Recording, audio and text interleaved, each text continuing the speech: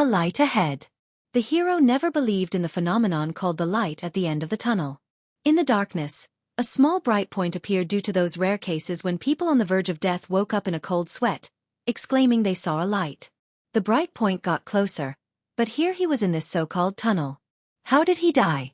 The bright point became small again. The last thing he remembered was being alone in his bedroom. There was a luxurious bed in the room, and a man standing by the window.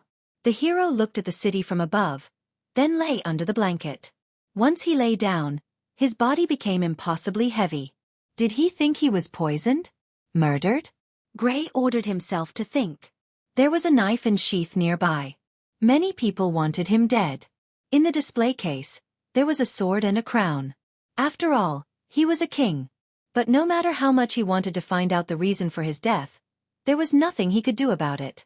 He could only accept it. He hoped that at the end, he wouldn't be met by a choir of babies with wings. The light was approaching, becoming brighter. Words of congratulations were heard for a man and woman who had a healthy baby boy. A blurry outline of a person appeared. The hero thought he had just been born. A blurry silhouette of a man and woman appeared, who asked her husband to support him a little. She wanted to look at him. The former king thought, does this mean the light at the end of the tunnel is the light passing through women? No, there's no need to think about it. The mother said he is beautiful. The father said he has her hair. The parents looked at the baby with a smile. The hero thought, wherever he was, he understands their language. This is a good sign. The gentle, bright smile radiated motherly love. He couldn't help but think about how beautiful and charming she is. The woman turned to her husband and said he has his eyes.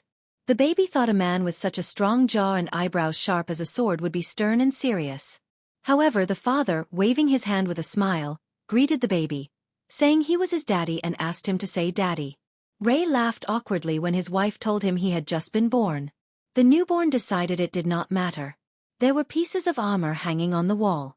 The baby decided his surroundings seemed normal enough. He looked at the candle fixed in the corner, then at the pieces of armor. The blue eyes looked surprised. He thought what Alice was holding, the baby in her arms. The boy wondered where he was. In the clearing stood a house with a thatched roof. It had white walls. The weeks passed slowly. Ray hugged his wife, who was holding the baby. Despite her gentleness and kindness, his mother Alice held the reins of her family tightly. Aside from the occasional childish antics, his father Ray was dependable and charismatic. While he was grateful to have been born into a loving family, his life had been filled with hardships that he wouldn't wish on his enemies. The baby stretched out his arms and legs, with minimal control of his limbs.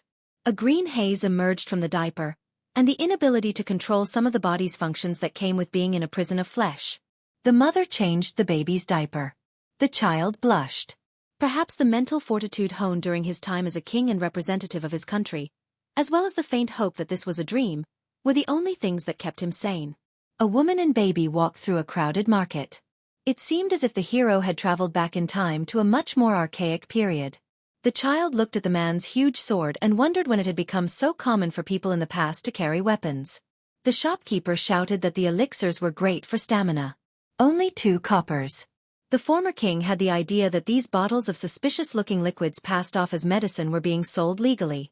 Alice turned to the baby sitting behind her and asked if he must be tired. The baby had a displeased expression on his face. He heard her say, "How about going home?" A customer shouted that she would take 3 elixirs for her husband. The baby lay thoughtfully on the pillow, thinking that knowledge is power. He had studied his surroundings for the past weeks. The father looked at the child, who thought he knew what to expect from this world. Ray picked up the child in his arms and said, "Daddy is home." "How is his baby?" He threw the baby into the air, startling the mother, who screamed at him. "What will he do if he falls?" The baby seemed seasick, as expected from such a frail body. The father laughed as he held him in his arms. To think he had been incapacitated by a simple throw. Ray held his son outstretched and said his father had done that when he was younger. He told his wife he thought their baby was having fun. The baby was purple. He screamed at the sudden movement. Laughing, Ray spun him around. Alice called out to her husband. The baby was seasick again. He hit his foot on the wall. The father looked at him in fear, and his wife came up from behind with a fake smile. The baby screamed in tears while Ray sat in the corner with bumps on his head. Alice comforted her sobbing son, telling him he was okay. She brought her shining palm to his knee and asked him to let his mother fix him. A bright glow appeared. The baby looked at his mother's palms. The scrape on his knee was healed. Alice picked the baby up in her arms and said it was much better this way. The baby looked at her, thinking he had jumped to conclusions. It seemed he knew nothing about this world.